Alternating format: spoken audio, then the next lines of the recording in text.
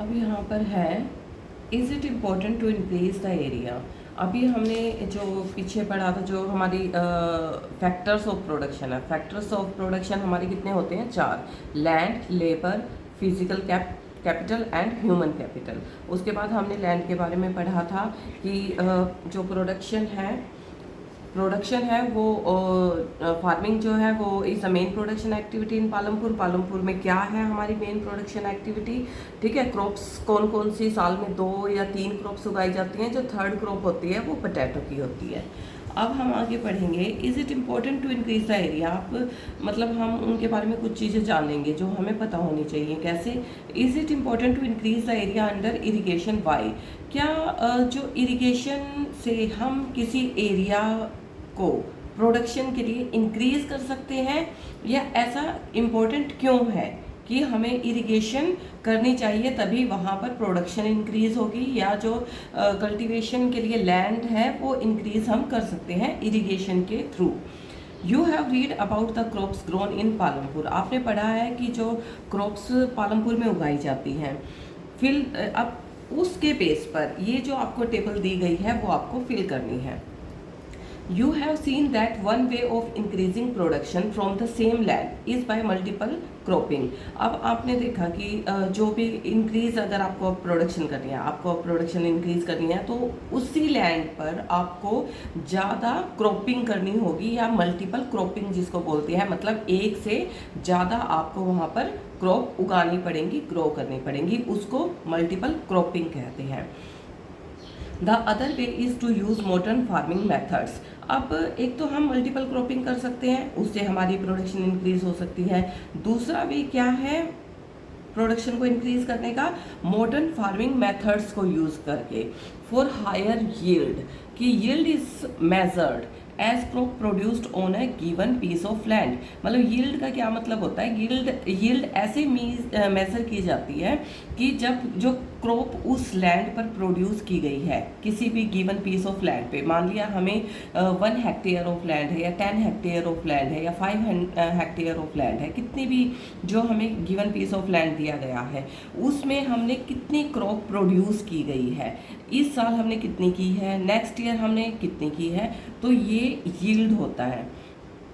During a single season, एक single season की, फिर नेक्स्ट सीजन की। Till the mid 1960s the seeds used in cultivation were traditional ones. Mid 1960 तक जो seeds थे cultivation के लिए वो ट्रेडिशनल यूज़ किए जाते थे, विद रिलेटिवली लो यील्ड्स। मतलब उनकी जो प्रोडक्शन थी वो इतनी ज़्यादा नहीं होती थी। Traditional seeds needed less irrigation. जो ट्रेडिशनल सीड्स थे उनमें बहुत कम इरिगेशन की ज़रूरत पड़ती थी। फार्मर्स यूज्ड काउ डंग का यूज़ करते थे फर्टिलाइज़र के उसमें, and other natural manure as fertilisers. और कुछ नेचुरल मैन्योर्स ही होते थे उनके पास as a fertiliser. All these were rapidly available with the farmers who did not have to buy them. तो उनको ये चीज़ें खरीदने की ज़्यादा ज़रूरत नहीं पड़ती थी। द ग्रीन रेवोल्यूशन, अब उसके बाद क्या है, 1960 के मिड के बाद क्या है, ग्रीन रेवोल्यूशन आई। इन द लेट 1960s में introduce the Indian farmer to cultivation of wheat and rice using high yielding varieties. अब इंडिया में जो ये ग्रीन रेवोल्यूशन आई थी 1960s के लास्ट में, जिसमें कल्टीवेशन की जाती थी व्हीट एंड राइस की, कैसे? हाई यील्डिंग वेराइटीज़ में जो सीड्स थे उनकी जो वेराइटी होती थी वो काफ़ी हाई क्वालिटी की होती थी compare to the traditional seeds. The HYV seeds promised to produce much greater amounts of grain. अब इसमें क्या होता था, ये क्या प्रोड्यूस करते थे? ज़्यादा ग्रेन को, ज़्यादा अनाज को पैदा करते थे, उगाते थे। ऑन अ सिंगल प्लांट, एक प्लांट पर ज़्यादा, जो हम उसको हम अगर अपनी लोकल लैंग्वेज में बात करेंगे तो दाने कहते हैं, गेहूं के दाने। तो एक जो सिंगल प्लांट होता है उस पर जो बाल आती है, बाली में बहुत सारे दाने होते हैं एक ही प्लांट में। तो जब ये ग्रीन रेवोल्यूशन आई थी और ये HYV सीड्स का हम यूज़ करने लगे थे, तो उसमें एक ही प्लांट पर बहुत ज़्यादा जो दाने हैं गेहूं के या राइस के वो उगने लगे थे।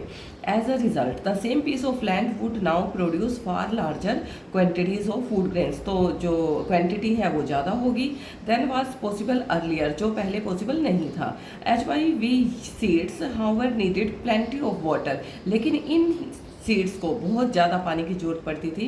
एंड ऑल्सो केमिकल फर्टिलाइज़र की भी ज़्यादा यूज़ करना पड़ता था। And pesticides to produce best result, और पेस्टिसाइड क्योंकि खेतों में जो है वो अनाज को खाने वाले जो पेस्टिसाइड हैं वो ज़्यादा मतलब वो क्या करते हैं प्लांट पर बैठकर या जो ज़मीन में से जो हम उनको जर्म्स टाइप नहीं कह सकते, लेकिन वो कीड़े मकोड़े टाइप में जो होते हैं तो वो लग जाते हैं पौधों पर और जो उसके अनाज के दाने को खोखला कर देते हैं। तो इसके लिए वो ताकि उन पे वो कीड़े मकोड़े ना लगे तो पेस्टिसाइड्स का हमें यूज़ करना पड़ता है, और पैदावार बढ़े इसलिए हमें फर्टिलाइजर्स का यूज़ करना पड़ता है। तो अब जो नए हमारे HYV सीड्स आए थे उनमें पानी की भी ज़्यादा ज़रूरत होती थी, केमिकल फर्टिलाइजर्स की भी ज़्यादा ज़रूरत होती थी, और पेस्टिसाइड्स का भी हमें यूज़ करना पड़ता था बेटर रिजल्ट के लिए। Higher yields were possible only from a combination of HYV seeds. अब पॉसिबल हो गया कि HYV सीड्स का यूज़ करके हम अपने प्रोडक्शन को बढ़ा सकते हैं। इरिगेशन की हमें ज़रूरत पड़ी, केमिकल फर्टिलाइजर्स की हमें ज़रूरत पड़ी, पेस्टिसाइड्स की ज़रूरत पड़ी, etcetera. Farmers of Punjab, Haryana and western Uttar Pradesh were the first to try out the modern farming method. ये जो स्टेट्स हैं हरियाणा, पंजाब और वेस्टर्न उत्तर प्रदेश, इन्होंने इस मॉडर्न फार्मिंग मेथड को सबसे पहले अपनाया in India. The farmers in this region set up tubewells for irrigation. अब यहाँ पर इरीगेशन क्योंकि पानी की हम इन्हें ज़्यादा जरूरत है इन सीड्स को, तो इरीगेशन के लिए जो ट्यूबवेल्स हैं वो भी पहले गवर्नमेंट ने अवेलेबल करवाए, फिर धीरे धीरे फार्मर्स ने खुद अपने प्राइवेट लगाने शुरू कर दिए। And made use of HYV seeds, chemical fertilisers and pesticides in farming, some of them bought farm machinery. अब नई नई मशीनरी आने लगी क्योंकि पैदावार बढ़ेगी तो उनके पास पैसे भी आएंगे। जो उनकी मशीनरी है वो सोचते हम और एडवांस लेके आएँ और एडवांस लेके आएँ, तो ऐसे उसमें रेवोल्यूशन आया, इसलिए इसको ग्रीन रेवोल्यूशन भी बोला जाता है।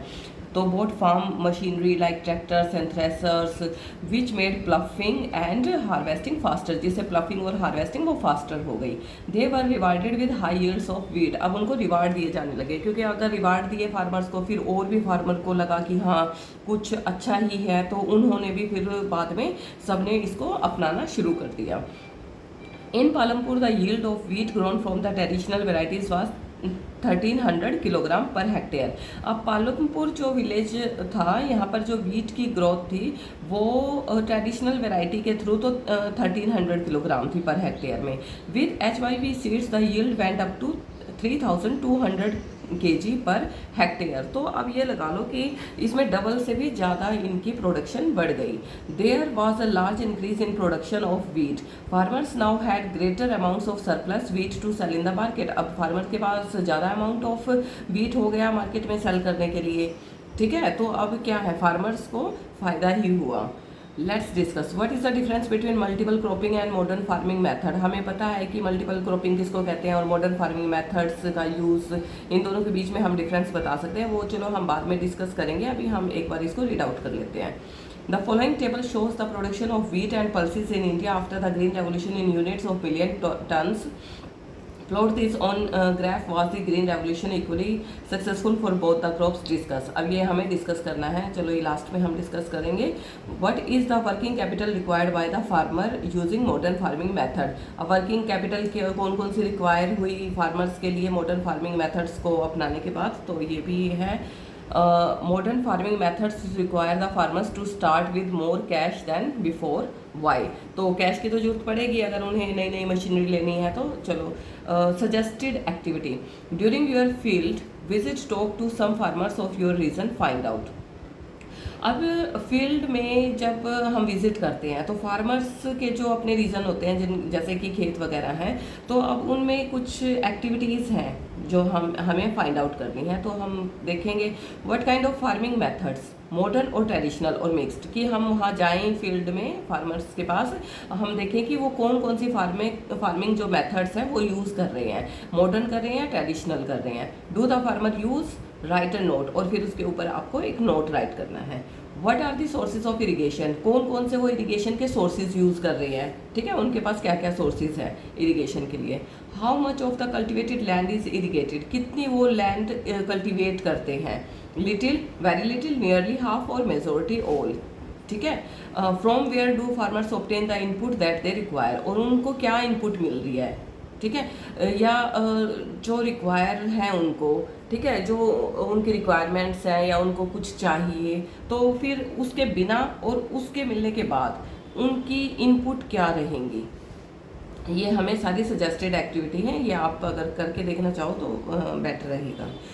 अब अगर आपको किसी भी चैप्टर में कोई भी प्रॉब्लम आती है तो उसको वो आपको किसी ना किसी लिंक में, इस चैप्टर के लिंक में या वैसे अलग से आप फाइंड आउट करना चाहते हो मेरी वीडियो में, तो वो सारी चीज़ें आपको मिल जाएंगी। मैंने बिल्कुल हर चीज़ें, चाहे वो फाइंड आउट्स हैं या पॉइंट्स टू रिमेंबर हैं या इम्पोर्टेंट पॉइंट्स हैं या एक्सरसाइज है या इन एक्टिविटीज़ को जो डिस्कस करने वाली एक्टिविटीज़ हैं, ये सारी मैंने रिटन मेथड में भी और आपको समझा के भी, दोनों तरह से अपनी सारी वीडियोस में मैंने इन सबको मेंशन किया हुआ है। तो कोई भी पार्ट मैंने पूरी बुक में नहीं छोड़ रखा। तो अगर आप इस मेरे चैनल को सब्सक्राइब करते हो तो आपको हर चैप्टर की हर जो इन्फॉर्मेशन चाहिए वो सारी मिलेंगी। चलो अब हम स्टार्ट करते हैं। Next point, will the land sustain, land being a natural resource, land क्या है, एक नेचुरल रिसोर्स है। It is necessary to be careful in its use, ये बहुत ज़रूरी है कि इसका यूज़ जो है वो केयरफुलनेस से करें हम, कि केयरफुल होना चाहिए कि हम मिसयूज़ ना करें किसी भी चीज़ को। Scientific reports indicate that the modern farming methods have overused the natural resource base. अब साइंटिफिक रिपोर्ट जो हमारी है इंडिया की, वो ये बता रही है कि जो मॉडर्न फार्मिंग मेथड है हम उनका ओवर यूज़ कर रहे हैं।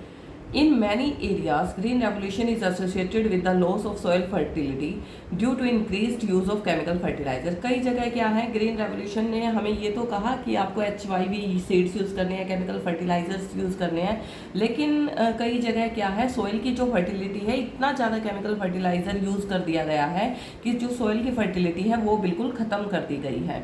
Also continuous use of ground water for tubewells irrigation has led to depletion of water table, और इतना ज़्यादा ग्राउंड वाटर को ट्यूबवेल्स के थ्रू इरिगेशन करने के लिए यूज़ कर दिया गया है कि जो वाटर टेबल है उसमें वाटर का जो डेप्लीशन है, जो वाटर लेवल है वो बहुत ज़्यादा ख़त्म हो चुका है। मतलब कई जगह तो ख़त्म हो चुका है और कई जगह ख़त्म होने की कगार पर है। तो इन चीज़ों का हमें ध्यान रखना पड़ेगा कि हमें ओवर यूज़ नहीं करना किसी भी चीज़ का। Environmental resources like soil fertility and ground water are build up over years. अब जो एनवायरमेंटल रिसोर्सेज हैं जैसे कि सॉइल फर्टिलिटी और ग्राउंड वाटर है, अब काफ़ी सालों बाद ये बनते हैं। ऐसा नहीं है कि हम अब थोड़े दिन में फिर पानी बन जाएगा, फिर आ जाएगा पानी, ऊपर आ जाएगा, ऐसा नहीं है कि इनको काफ़ी हज़ारों साल लगते हैं हर चीज़ को, नेचुरल रिसोर्सेज को दोबारा बिल्टअप होने में। Once destroyed it is very difficult to restore them, एक बार अगर ये डिस्ट्रॉय हो जाते हैं तो इनको रिस्टोर करना बहुत ज़्यादा डिफिकल्ट होता है। We must take care of the environment to ensure future development of agriculture, तो हमें अपने एनवायरनमेंट की भी टेक केयर करनी चाहिए कि ताकि फ्यूचर में एग्रीकल्चर में डेवलपमेंट हो। Suggested activity, after reading of the following reports from newspaper magazines, write a letter to the agriculture minister in your own words telling him how the use of chemical fertilizers can be harmful। तो ये हमें हमारी activity है, ये आपको write down करना है agriculture minister को कि how the use of chemical fertiliser can be harmful, कि ये जो केमिकल फर्टिलाइजर हैं ये कैसे हार्मफुल हो सकते हैं। Chemical fertilisers provide minerals which dissolve in water and are immediately available to plants. जो केमिकल फर्टिलाइजर हैं ये मिनरल्स प्रोवाइड करते हैं प्लांट्स को in water and are immediately available in plants, जो कि वाटर में डिजोल्व हो जाते हैं, but these may not be retained in the soil for long. और ये जो है but these may not retain in the soil for long, ज़्यादा टाइम तक ये सॉइल में रिजोल्व नहीं हो पाते। दे में एस्केप फ्रॉम द सॉइल, ये सॉइल से एस्केप हो जाते हैं एंड पोल्यूट ग्राउंड वाटर, और ये क्या करेंगे फिर ग्राउंड वाटर को भी पोल्यूट कर देंगे, ground water, rivers and lakes. Chemical fertilisers can also kill bacteria and other micro organism in the soil. अब जो केमिकल फर्टिलाइजर हैं ये बैक्टीरिया को किल कर देते हैं और बैक्टीरिया के साथ साथ वो अदर माइक्रो ऑर्गेनिजम्स को भी सॉइल में जो होते हैं उनको भी किल कर देते हैं। This means some time after their use the soil will be less fertile than ever before. तो थोड़े टाइम के लिए जब हम बार बार केमिकल फर्टिलाइजर्स को यूज़ करेंगे तो जो सॉइल है वो लेस फर्टाइल हो जाएगी। The consumption of chemical fertiliser in Punjab is highest in the country. सबसे ज़्यादा केमिकल फर्टिलाइजर पंजाब में यूज़ हुए थे।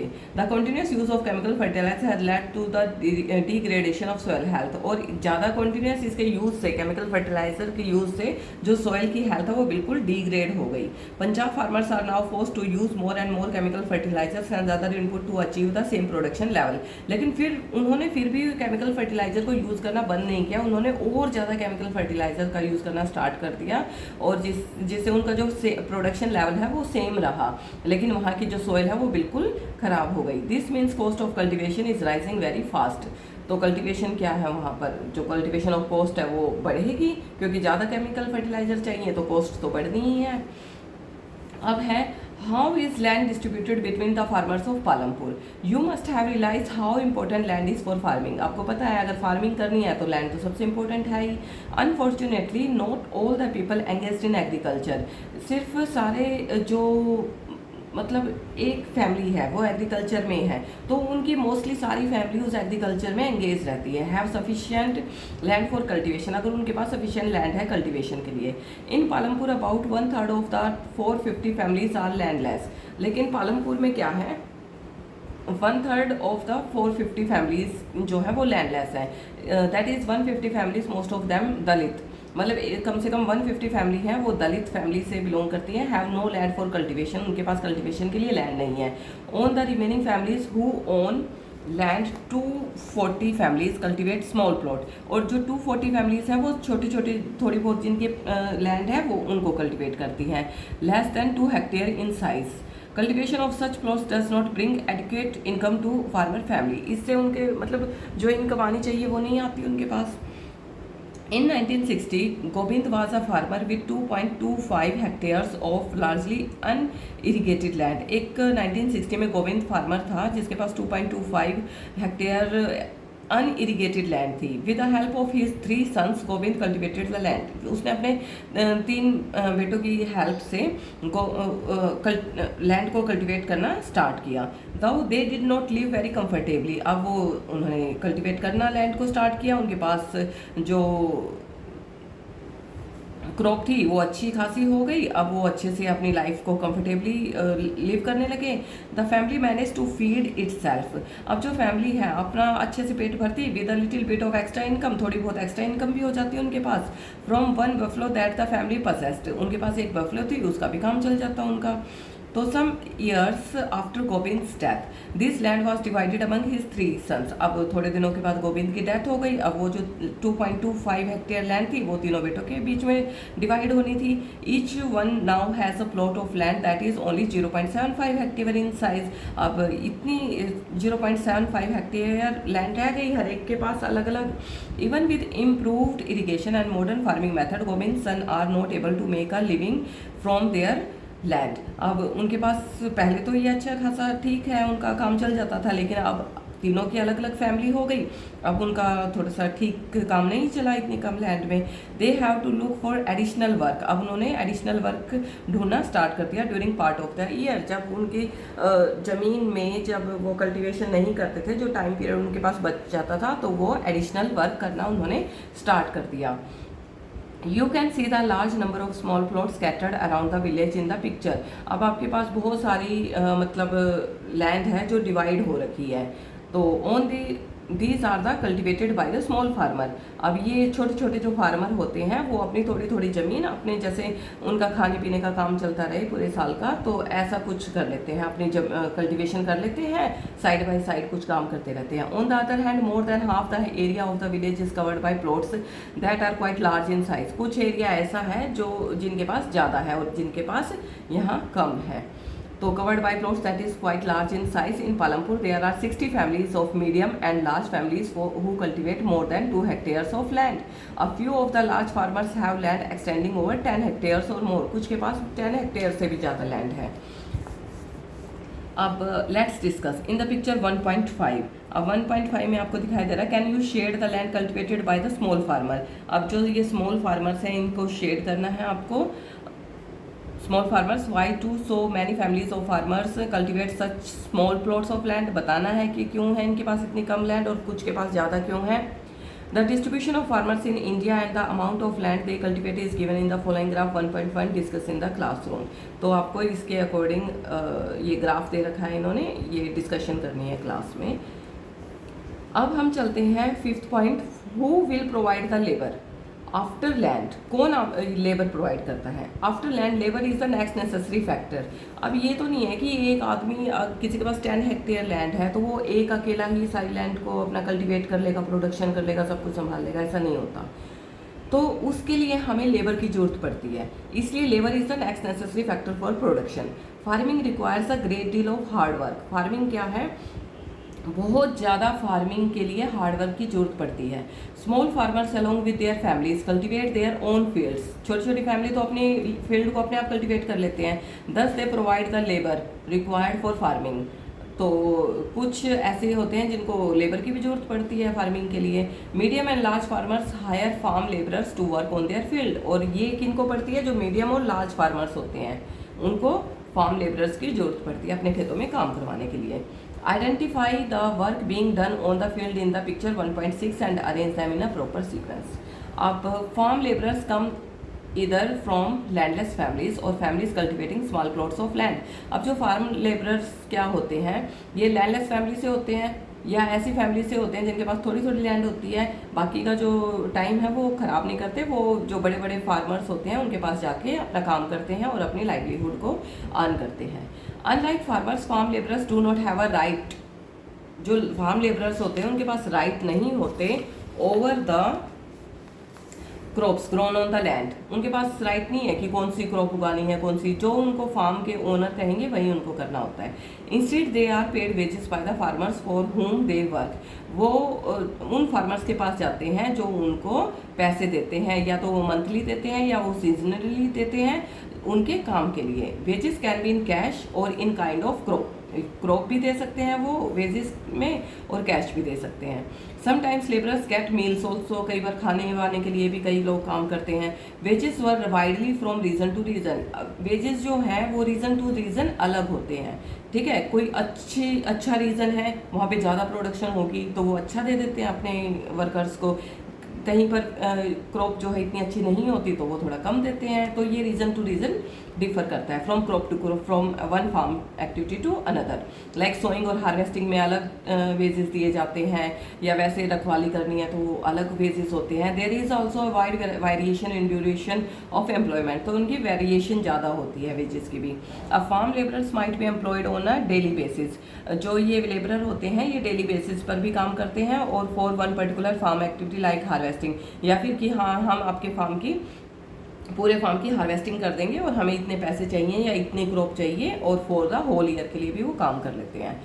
दला is a landless farm labourer who works on a daily wages in Palampur. जो ये दला है ये लैंडलेस फार्म लेबरर है जो कि डेली बेसिस पर पालमपुर में काम करते हैं. This means he must regularly look for work. और ये इनको काम की जरूरत है. The minimum wages for a farm labourer set by the government is ₹300 per day. जो गवर्नमेंट ने जो वेजेस मिनिमम लगा रखा है वो पर डे का ₹300 है, लेकिन मार्च 2007 में. But Dala gets only ₹160. There is heavy competition for work among the farm labourers in Palampur. क्योंकि पालमपुर में इन चीज़ों के लिए बहुत ज़्यादा कॉम्पिटिशन है इस काम के लिए, क्योंकि वहाँ मेन फार्मिंग है. तो so people agree to work for lower wages. People कम वेजेस में भी काम करना शुरू कर देते हैं. चलो कोई बात नहीं, हमारा काम तो चलेगा. Dala complains about his situation to Ramkali who is another farm labourer. अब उसका कोई फ्रेंड होगा या कोई ऐसे लेबरर होगा साथ में काम करने वाला, तो उसने इसके बारे में उससे कंप्लेन की कि both Dala and Ramkali are among the poorest people in the village. दोनों ही पुअर फैमिली से थे. तो अब इन्होंने कहा, अब पहले ये डिस्कस करते हैं हम why are farm labourers like Dala and Ramkali poor, क्यों हैं ये farm labourers poor? Gosaipur and Majauli are two villages in north Bihar. Out of a total of 850 households in the two villages, there are more than 250 men who are employed in rural Punjab and Haryana और in Delhi, Mumbai, Surat. यहाँ क्यों काम करते हैं? ठीक है. हैदराबाद और Nagpur. Such migration is common in most villages across India. Migration बहुत कॉमन हो गई है इंडिया में. वाई डू पीपल माइग्रेट, क्यों होते हैं ये migrate? Can you describe the work that the migrants of Gosaipur and Majauli might do at the place of destination?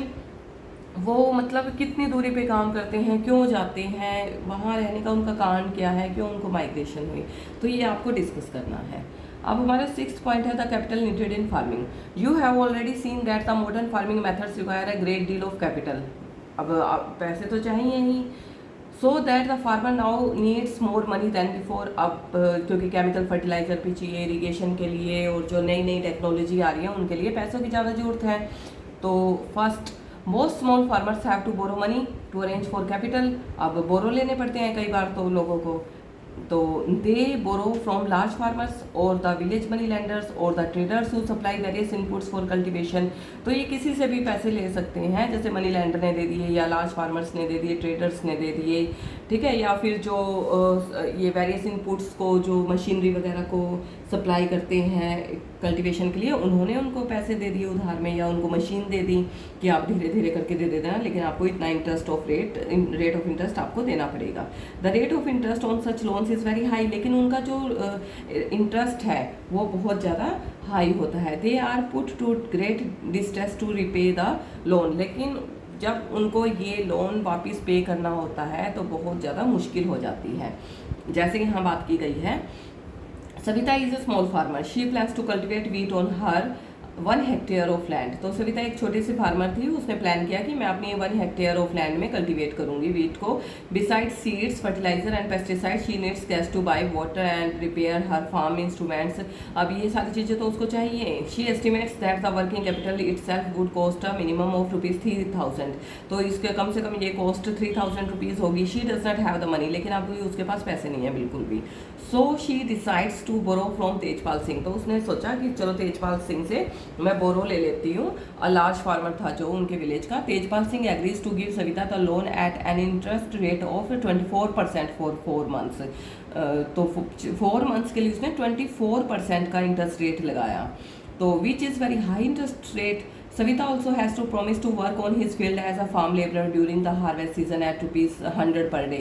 तो सविता ने कहा कि चलो मैं ना आप काम करूँगी कि हार्वेस्टिंग सीजन में ना डेली आपके खेतों में काम कर दिया करूँगी ₹100 पर डे के हिसाब से. As you can tell this wage is quite low. ये तो बहुत ज़्यादा है. ₹300 तो गवर्नमेंट ने कर रखा है और ₹100 ये लेने के लिए कह रही है.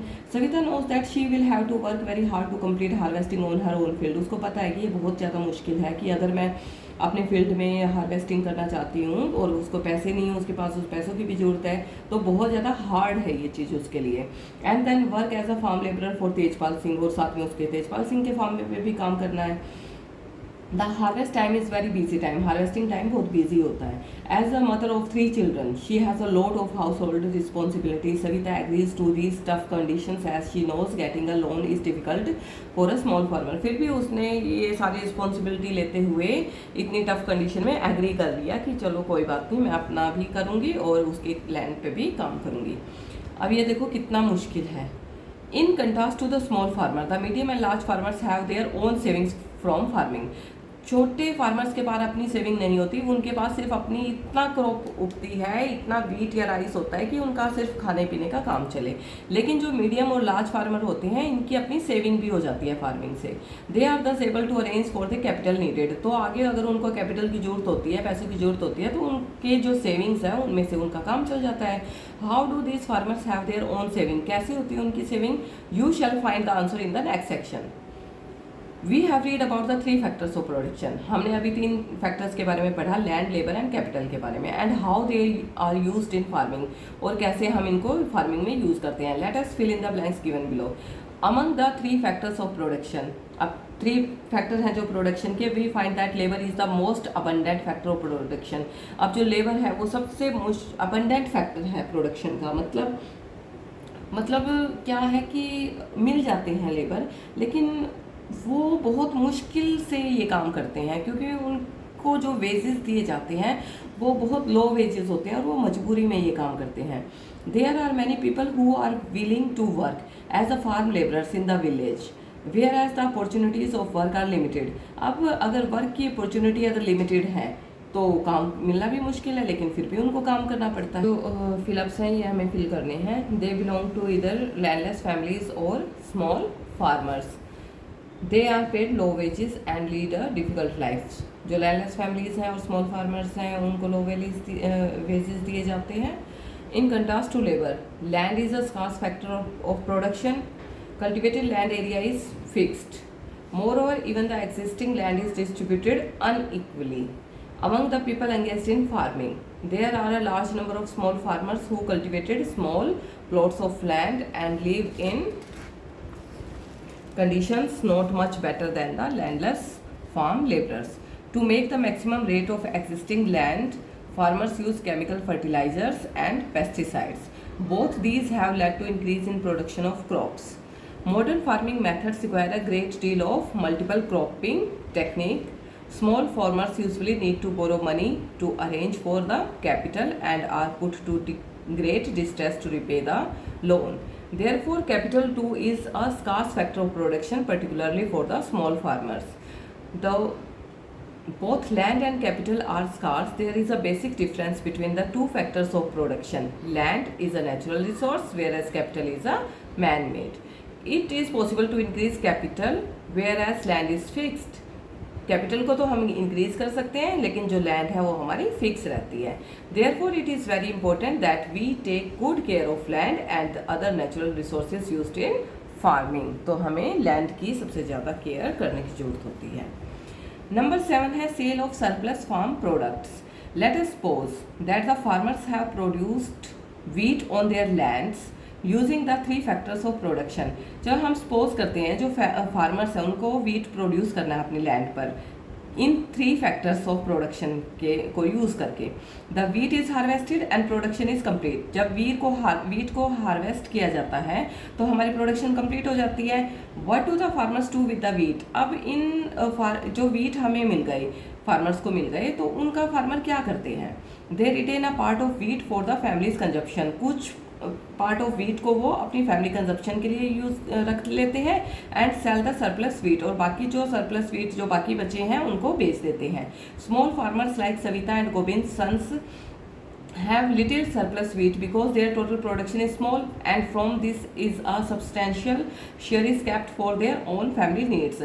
अब उनके पास तो पहले ही थोड़ी सी प्रोडक्शन होती है तो थोड़े बहुत उनके पास बेचने के लिए रह जाते हैं, क्योंकि उनकी प्रोडक्शन ही थोड़ी सी होती है. तो अब वो क्या करेंगे, अपनी फैमिली नीड्स के लिए जितना भी रखना है वो रखेंगे. So it is the medium and large farmers who supply wheat to the market. अब जो ये मीडियम और लार्ज फार्मर्स होते हैं ये अपने जो वीट है उनकी सप्लाई करते हैं मार्केट में. In the picture 1.1 you can see the bullock cart streaming into the market. अब ये जो बुलोक कार्ट होती हैं फार्मर्स के पास, उनमें सारा वो करते हैं और मार्केट तक लेकर जाते हैं. Carrying loads of wheat. The traders at the market by the wheat. अब जो ट्रेडर्स होते हैं मार्केट में वो वीट को खरीदते हैं and sell it to the further to shopkeepers in the towns and cities. और तो जो टाउन और सिटीज़ के शॉपकीपर होते हैं उनको बेच देते हैं. Tejpal Singh the large farmer has surplus of 350 quintals of wheat. अब तेजपाल सिंह जैसा बड़ा जो फार्मर है उसके पास 350 क्विंटल्स ऑफ वीट तक एक्स्ट्रा होते हैं. He sells the surplus wheat at Raiganj market. वो इन एक्स्ट्रा जो उसके पास वीट बचे हैं उसको रायगंज के मार्केट में बेचता है एंड हैज़ गुड अर्निंग्स. और उसके बहुत अच्छी खासी अर्निंग हो जाती है. What does Tejpal Singh do with his earning. और उस अर्निंग का क्या करता है. Last year Tejpal Singh had put most of the money in his bank account. उसने अपने बैंक अकाउंट में रख दिए थे. Later he use the savings for lending to farmers like Savita who were in need of the loan. और थोड़े थोड़े निकाल के जब भी किसी फार्मर को जरूरत होती है उनको इंटरेस्ट पे वो पैसे दे देता है as a loan. He also used the savings to arrange for the working capital for farming in the next season. और कुछ जो उसके पास कैपिटल बचती है वो नेक्स्ट सीजन में उसकी फार्मिंग के लिए काम आ जाती है. This year Tejpal Singh plan plans to use his earnings to buy another tractor. अब की बार उसने प्लान किया कि मैं नया ट्रैक्टर खरीदूंगा। Another tractor would increase his fixed capital, जिससे उसकी जो कैपिटल है वो और ज़्यादा इंक्रीज हो जाएगी। Like Tejpal Singh other large and medium farmer sell the surplus farm products, वैसे ही और जो फार्मर होते हैं मीडियम या लार्ज वो भी ऐसा ही करते हैं, अपने प्रोडक्ट को बेच देते हैं। अ part of earnings is saved and kept for buying capital for the next season, और कुछ अपनी कैपिटल को रख लेते हैं अगले सीजन के लिए। Thus they are able to arrange for the capital for farming from their own savings, और उनकी जो ये कैपिटल है उनकी सेविंग से होती है। Some farmers might also use the savings to buy cattle, कुछ फार्मर क्या करते हैं इनसे कैटल वगैरह खरीद लेते हैं, ट्रक खरीद लेते हैं, और टू सेटअप शॉप्स सेटअप कर लेते हैं। As we shall see these constitute the capital for non farm activities, जो लेकिन ये एक्स्ट्रा एक्टिविटीज़ आ गई, जैसे कैटल को खरीदना, ट्रक्स खरीदना या अपनी शॉप्स को सेटअप करना, ये नॉन फार्म एक्टिविटीज़ में आता है। अब हम बात करेंगे नॉन फार्म एक्टिविटीज़ की in Palampur. We have learn about farming as the main production activity in Palampur. We shall now take a look at the some of the non farm production activities. अभी तो हमने जो पालमपुर में फार्मिंग एक्टिविटी हुई या production से related उनके उसके बारे में पढ़ा था, अब हम नॉन फार्म एक्टिविटीज़ के बारे में पढ़ेंगे। Only 25% of people working in Palampur are engaged in activities other than agriculture. ठीक है, तो नंबर 1 है dairy, the other common activity. Dairy is a common activity in many families of Palampur. Dairy भी वहाँ पर कॉमन है। People feed their buffaloes on various kinds of grass and jowar and bajra that grows during the rainy season. जो rainy season में ज्वार बाजरा होते हैं, अलग अलग तरह की ग्रास होती है, उससे अपने बफलोज को वो फीड करते हैं। The milk is sold in Raiganj, और जो मिल्क इकट्ठा हो जाता है वो रायगंज के मार्केट में बेच दिया जाता है। The near by large village, या पास के बड़े बड़े विलेज में। Two traders from Shahpur town have set up collection cum chilling centers at Raiganj from where the milk is transported to far away towns and cities। अब रायगंज से अलग अलग towns में, सिटीज़ में उस मिल्क को ट्रांसपोर्ट किया जाता है। तो ये आपकी टेबल है, इसको आप एक बार रीड आउट कर सकते हैं, हम बाद में इसको करवाएंगे। तो अभी हम नेक्स्ट पॉइंट पर चलते हैं। An example of small scale manufacturing in Palampur. At present, less than 50 people are engaged in manufacturing in Palampur. तो 50 पीपल से भी कम जो है वे मैन्युफैक्चरिंग जो कंपनीज हैं या कुछ भी मैन्युफैक्चरिंग कुछ भी करते हैं, अपना घर पे मैन्युफैक्चरिंग करते हो, तो वो है। तो unlike the manufacturing that takes places in the big factories in towns and cities, manufacturing in Palampur involves very simple production method. बहुत सिंपल प्रोडक्शन मेथड का वहाँ पर यूज़ किया जाता है। And are done on a small scale, और बहुत छोटे स्केल पर ये काम किया जाता है। They are carried out mostly at home और in the fields with the help of family labour. उनके घर में जितने भी मेंबर होते हैं वही ये मिलके इकट्ठा काम करते हैं, या तो घर पे या फील्ड्स में। रेयरली आर लेबरर्स हायर्ड, और लेबर को बहुत कम हायर किया जाता है। अब हम ये डिस्कस जो है हम ये कर सकते, जैसे यहाँ पर इन्होंने दिया है, Mishri Lal has purchased a mechanical sugar cane crushing machine run on electricity and has set it up on his field. उसने अपने फील्ड में ही शुगर कैन को क्रशिंग मशीन को अपने फील्ड में ही लगा रखा है। Sugar cane crushing was earlier done with the help of bullocks, पहले बुलॉक की हेल्प से की जाती थी, इलेक्ट्रिसिटी की हेल्प से कर रहा है। But people prefer do it by machines these days, आजकल तो मशीन से ही करते हैं। Mishri Lal also buys sugar cane from other farmers and process it into jaggery, और फिर उसको वो जैगरी की फॉर्म में प्रोसेसिंग कर देता है। Jaggery is then sold to traders, jaggery को फिर ट्रेडर्स को सोल्ड कर दिया जाता है शाहपुर में। In the process Mishrilal makes a small profit, इससे थोड़ा बहुत उसको प्रॉफिट मिल जाता है। तो what capital did Mishrilal need to set up his jaggery manufacturing unit, तो कितनी कैपिटल की जरूरत पड़ी होगी मिश्रीलाल को ये मैन्युफैक्चरिंग जैगरी की जो मैन्युफैक्चरिंग कर रहा है उसको सेटअप करने में। Who provides the labour in this case, कहाँ से वो लेबर लेके आता है। Can you guess why Mishrilal is unable to increase his profit, क्यों अपने प्रॉफिट को इंक्रीज नहीं कर पा रहा है Mishrilal. Could you think of any reasons when he might face a loss, क्या उसको लॉस भी फेस हो सकता है। Why does Mishrilal sell his jaggery to traders in Shahpur not in his village, वो अपने विलेज में क्यों नहीं बेचता उसको, जैगरी को शाहपुर के विलेज में ही क्यों बेचता है। तो ये सारी डिस्कस हमें करनी है। Now third point is the shopkeepers of Palampur. People involve in trade exchange of goods are not many in Palampur. अब जो ट्रेडिंग है वो ज़्यादा नहीं है पालमपुर में। The traders of Palampur are shopkeepers, जो पालमपुर के ट्रेडर्स हैं वो शॉपकीपर्स ही हैं who buy various goods from wholesale market, जो होलसेल की मार्केट से वो खरीदते हैं in the cities and sell them in the village, और वो फिर विलेज में वापस उसको बेच देते हैं।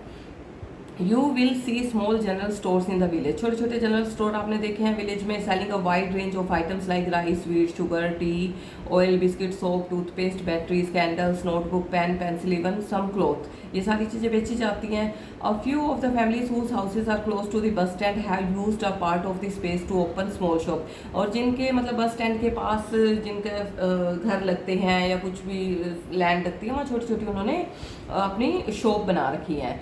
दे सेल ईटेबल्स, और वहाँ वो कुछ भी टेबल्स वगैरह भी सेल कर देते हैं।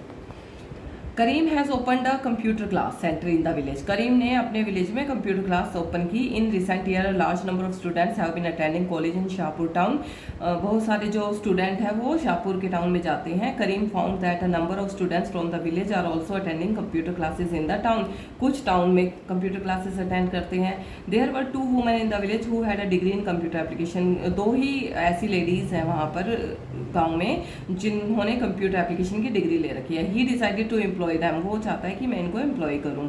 ही bought computers and set up the classes in front room of their house overlooking the market, high school students have started attending them in a good number. अब उसने अपने घर में ही थोड़ी सी शॉप टाइप में ओपन किया और वहीं पे उन्होंने अपनी कंप्यूटर क्लासेस स्टार्ट कर दी, और काफ़ी बच्चों ने वहाँ पर कंप्यूटर क्लासेस को अटेंड भी किया। In what veg is Karim's capital and labour different from Mishri Lal, कैसे करीम की जो कैपिटल है और लेबर है वो डिफरेंट है मिश्री लाल से। Why didn't someone start a computer centre earlier, discuss the possible reason, क्यों पहले किसी और ने स्टार्ट नहीं किया, ये सारे आपको डिस्कस करने हैं। फोर्थ हमारा है transport of fast developing sector, there are variety of vehicles on the road connecting Palampur to Raiganj. अब बहुत सारे व्हीकल हैं रोड पे जो पालमपुर से रायगंज को कनेक्ट कर रहे हैं, जैसे रिक्शा वाला हो गया, तोंगा वाला हो गया, jeep, tractor, truck driver and people driving the traditional bullock cart and bogey are people in the transport services. They ferry people and goods from one place to another and in return get paid for it. अब ये जो है ये किराया देते हैं, अगर आप किसी के साथ भी वो बैठ के जाते हैं तो उनको उसका किराया देना पड़ता है, ये सामान इधर से उधर लेके जाते हैं तो उसका भी किराया देना पड़ता है, उनको पे करना पड़ता है। The number of people involve in transport has grown over the last several years, अब जो ये ट्रांसपोर्ट का सिस्टम है ये ग्रो हो चुका है कुछ सालों से।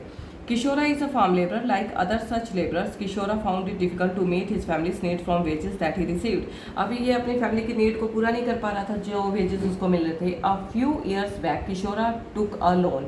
अब उसने किशोरा ने लोन ले लिया from the bank. This was under a government program which was giving cheap loan to poor landless household.